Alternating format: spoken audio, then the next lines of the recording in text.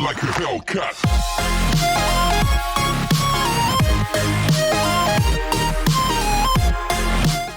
Before we get started, I have a favor. If you enjoy my content and want to see me continue to improve in both quality and size, please check out my Patreon linked in the description. Any amount helps and it is greatly appreciated. There are so many rewards for each level of donation, so go check it out. Now back to the video. So I haven't talked about this on the channel, but recently Rainbow Six has been experiencing DDoS issues on both the console and the PC versions of the game, and we have been waiting for since Ember Rise, honestly, is whenever it really started, but Phantom Sight is what was the true beginning of it. And so we've been waiting for a while to see if Ubisoft would ever have a comment. Get Flank suggested that one day we're just going to wake up and there's going to be it here, and it is here. Now, it's currently 5 o'clock and when I'm recording this. I originally recorded it at like 12, but then it didn't record my audio, and I didn't realize this until I started trying to edit it. And I had like 10 minutes before I had to be at class, so I'm like, you know what? I'm going to have to wait. So I was going to be the first person to report on this, but now I'm like the 8 millionth person to report on this, so oh well. But it says DDoS, and our next steps. We have monitored an increase in the amount of DDoS and DOS attacks against our servers following the release of Ember Rise, though it kind of started Phantom Sight.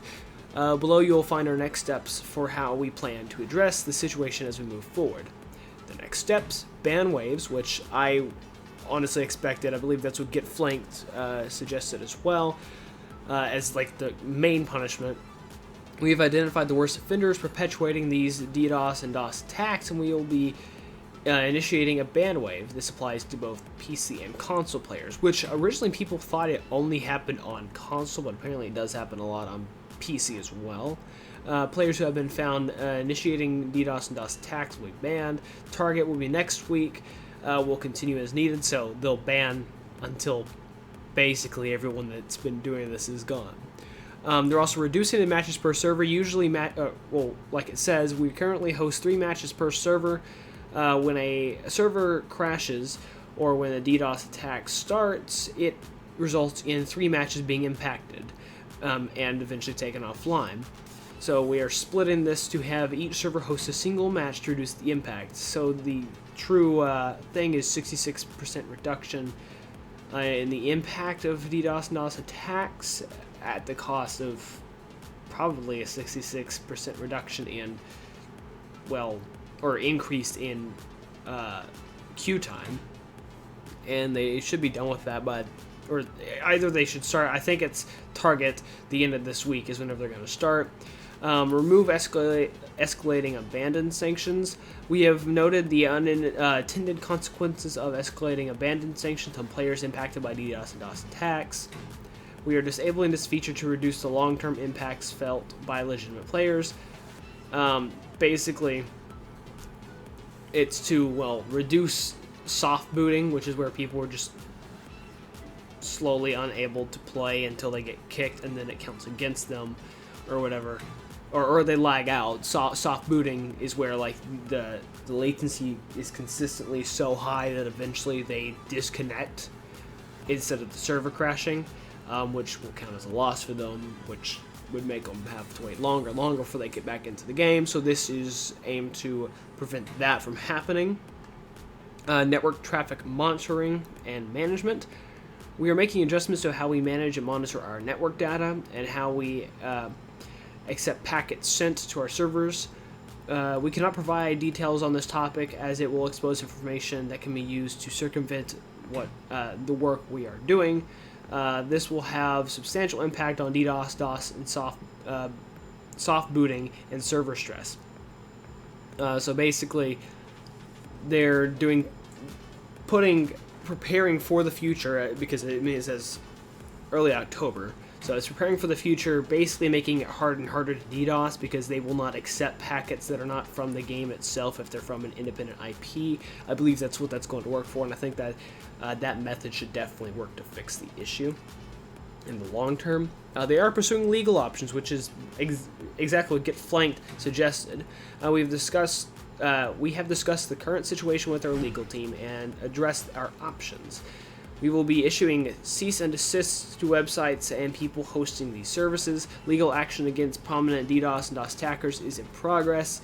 Unfortunately, a lot of them are probably located in Russia, so it's going to be really difficult to pursue legal action against that. But those that are located here, fines, permanent, either temporary full or permanent full restrictions to internet access, and possibly jail time depending on how bad the offense is, and that's going to be an ongoing thing. And they're also working with their Microsoft partners. Development is ongoing with our partners on the Microsoft Azure team, and we are working closely with them to develop both short-term and long-term solutions.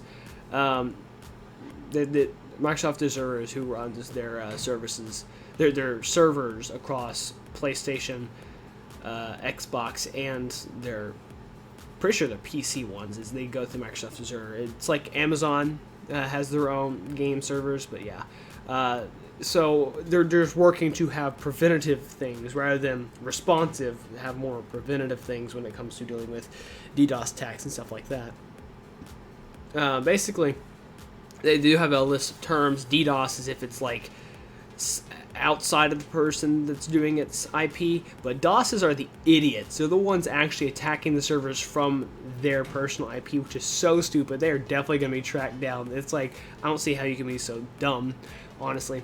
Soft booting, it's where your network gets so bad that you can't play, and then stressing is like the entire server goes like that, then it just, the latency is ridiculous and you can't play and everyone becomes unresponsive. Outside of that, nothing has really been said. Besides this, nothing's been said, but I think that the direction they're going to be going with this is going to be really beneficial for the game in the future. I'm hoping that everything deals well. So, yeah, thank you guys for watching. Please like, comment, and subscribe for more content. Go follow me on all my socials. Keep up to date with me off the channel. If you have your own experiences with DDoS attacks, feel free to put them in the comment section or in my Discord server. I would like to discuss what happened in either of those two places. So yeah, on that note, join my Discord if you want to join the conversation. Outside of that, thank you guys for watching. I'll see you guys in the next one. This is EmeraldAvenger. Be safe, have a nice day, try your best to avoid DDoS attacks. Peace out.